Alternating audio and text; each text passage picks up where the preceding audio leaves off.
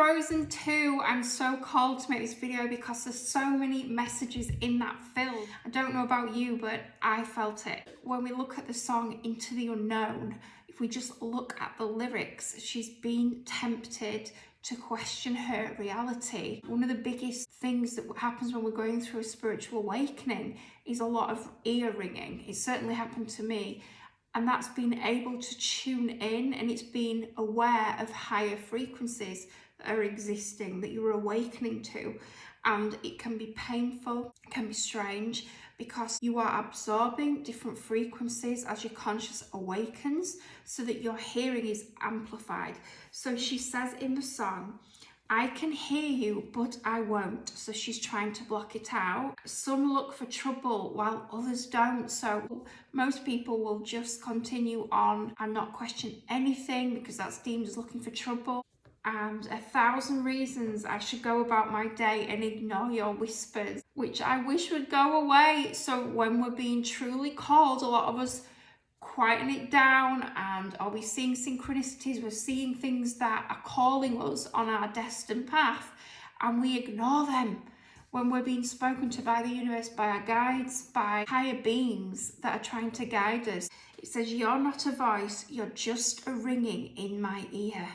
It's just so obvious to me. And guys, if you're watching, please comment below. For people like you and me, spiritual awakened people, that film is jam-packed with hidden meanings from so many different contexts. So I'm just going to touch on this song in this video. And if I heard you, which I don't, I'm spoken for, I fear.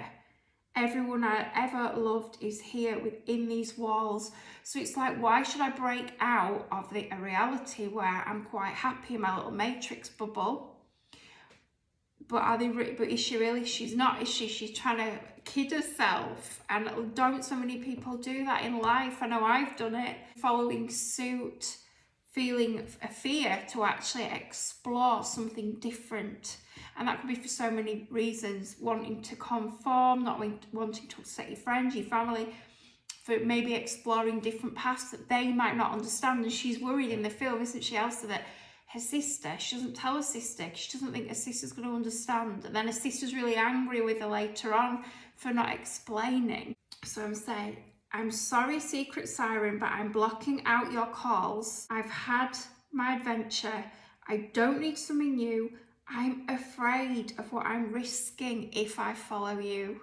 Isn't that so true? So fear and these lower base vibrational frequencies often pull us down and stop us doing things. That paralyzes us. So just breaking free from that just shows you in this film that you can overcome it. And when you truly follow your dream and when you're being led, everything opens up for you. Everything is given to you. Unconditional love, joy and happiness.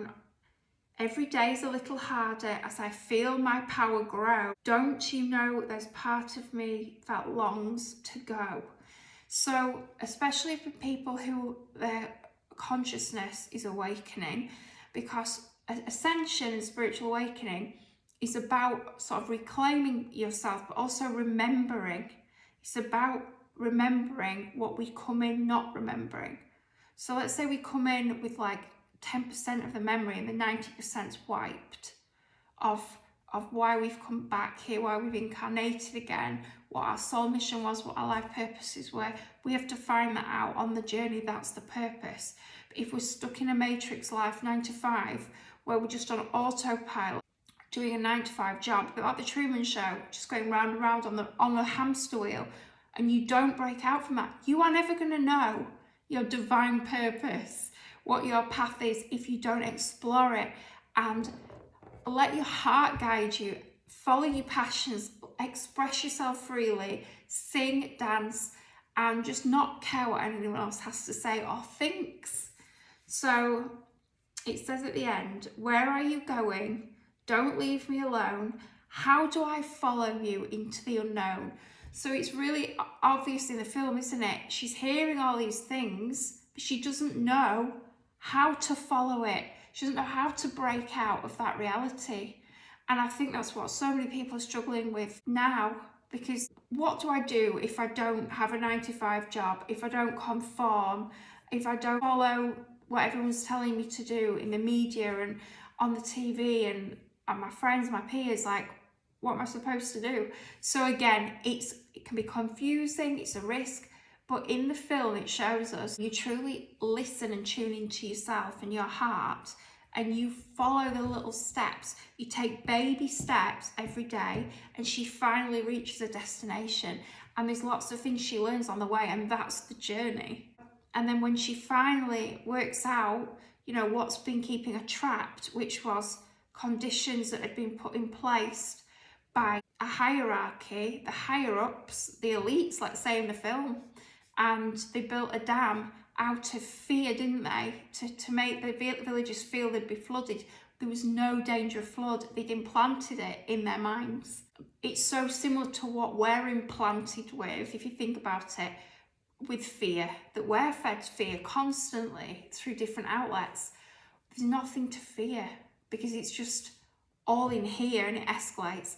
And when we let go of that, we create our own heaven on earth. We create our own reality, and it starts in here, and that's exactly what they did. If you like my video, please like, subscribe, and I'm going to do a light language video to the Frozen music, so watch out for that. I'll link the video if it's made by then here. Lots of love.